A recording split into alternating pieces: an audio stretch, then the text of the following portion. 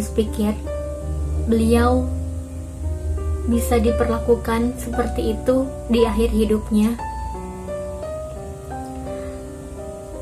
Beliau itu sangat-sangat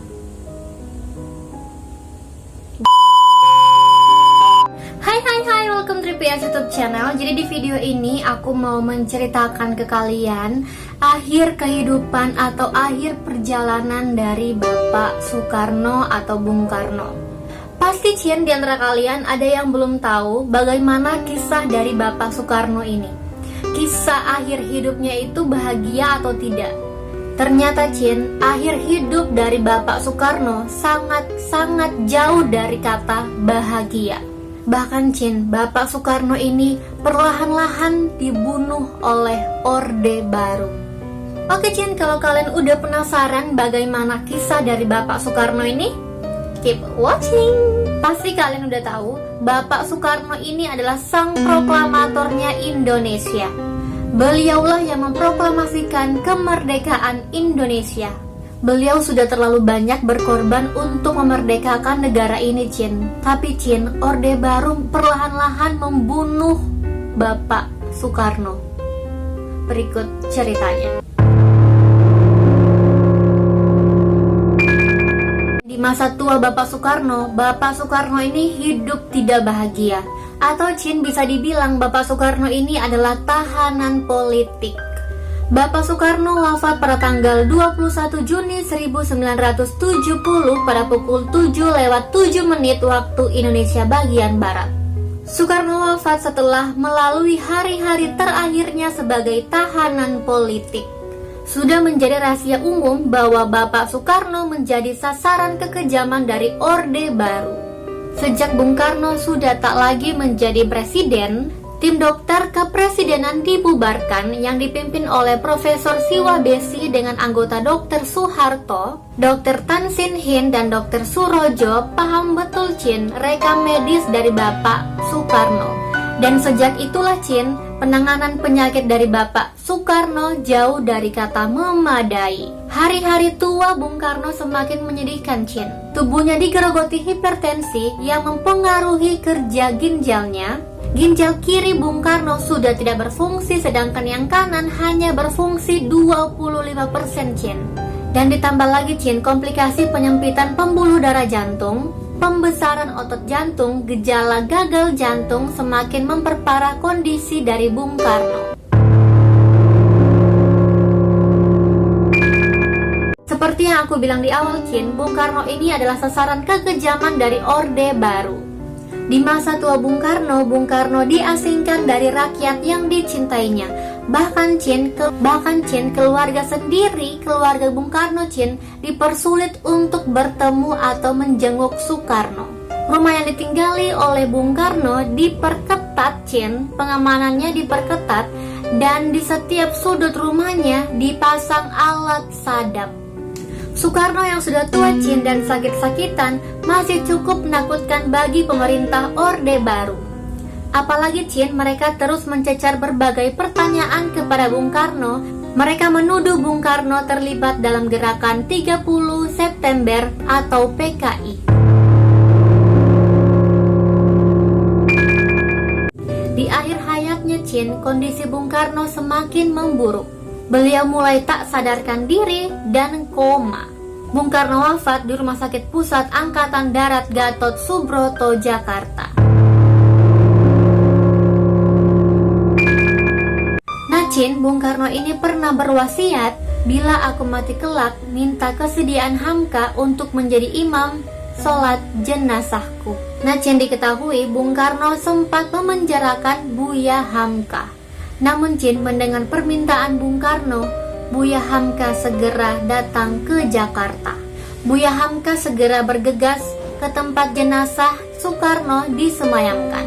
Ikhlas tanpa mengingat sejarah masa lalu, Buya Hamka memenuhi permintaan dari Bapak Bung Karno untuk menjadi imam sholat jenazahnya. Tanpa dendam, Buya Hamka menyanjung jasa Bung Karno dan mendoakan supaya dua masjid yang sedang dibangunnya, Masjid Istiqlal dan Masjid Baitul Rahim di Istana Negara, menjadi amal jariah selama hidupnya. Dalam buku Bung Karno Penyambung Lidah Rakyat Indonesia, Bung Karno mengatakan tidak ingin dikubur dalam kemewahan. Bung Karno ingin dikuburkan dengan pemandangan yang indah dan sungai yang bening. Beliau ingin berbaring di antara perbukitan dan ketenangan. Di daerah Priangan yang subur, tempat pertama kali beliau bertemu dengan petani Marten. Bung Karno mengatakan tempat itu dekat dari villa miliknya di daerah Batu Tulis, Bogor. Tapi Chin, wasiat tersebut tidak dituruti oleh Bapak Soeharto.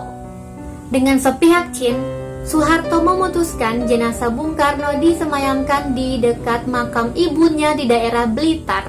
Makamnya Chin dipugar dengan mewah, pemakamannya sendiri diiringi dengan upacara kenegaraan. Semua itu Chin tidak sesuai dengan wasiat sederhana yang diinginkan oleh Bung Karno. Nah Chin, itulah akhir kehidupan dari Bapak Founding Father atau sang proklamatornya Indonesia. Bagaimana menurut kalian? Komen di bawah. Chin, aku baca artikel tentang Bapak Soekarno ini, aku nangis. Honestly, karena beliau itu adalah sang proklamatornya Indonesia. Karena beliau Indonesia merdeka, tapi akhir hidupnya itu beliau menjadi sasaran kekejaman dari Orde Baru. Aku gak habis pikir beliau bisa diperlakukan seperti itu di akhir hidupnya. Beliau itu sangat-sangat berkorban untuk memerdekakan Indonesia gitu. Aku nggak habis pikir mereka bisa berbuat seperti itu kepada pendiri bangsa. Ya seperti yang kita tahu Chin, Bung Karno itu adalah presiden pertama Republik Indonesia yang membawa Indonesia untuk meraih yang namanya merdeka. Kalau bukan karena beliau, kita gak akan bisa Chin seperti ini. Kita semua rakyat Indonesia gak akan bisa mendapatkan hidup yang layak, hidup yang merdeka seperti ini gitu. Kalau bukan jasa-jasa beliau. Tapi di akhir hayat beliau malah diperlakukan seperti itu. Bertemu dengan keluarga sendiri pun tidak bisa Chin. Aku tuh Chin kalau buat video aku pasti akan cari artikel dulu, aku baca, aku pahami gitu. Tapi baru pertama kali ini aku cari artikel untuk ngebahas seseorang dan aku nangis gitu. Sebenarnya aku mau bawain ini di 2 hari lalu kemarin, tapi aku nggak sanggup karena aku nangis ngebaca artikel beliau. Di sini Chin, aku mau mengajak kalian semua untuk Bapak Soekarno. Semoga beliau bisa ditempatkan di sisi yang mulia, ditempatkan dengan orang-orang yang beriman. Semoga beliau tenang di alam sana. Amin ya rabbal alamin. Oke Chin, sekian dulu video hari ini. Kalau kalian suka sama video ini, please like this video. Jangan lupa juga komen di bawah kalau kalian mau request aku bikin video apa lagi selanjutnya. Dan Chin, jangan lupa juga subscribe dan nyalain notifikasinya supaya kalian gak akan ketinggalan sama video aku berikutnya. Dan jangan lupa juga follow Instagram aku @putrisabria supaya kalian gak akan ketinggalan sama info-info atau video yang aku akan upload berikutnya. Oke Chin, see you the next video. Bye.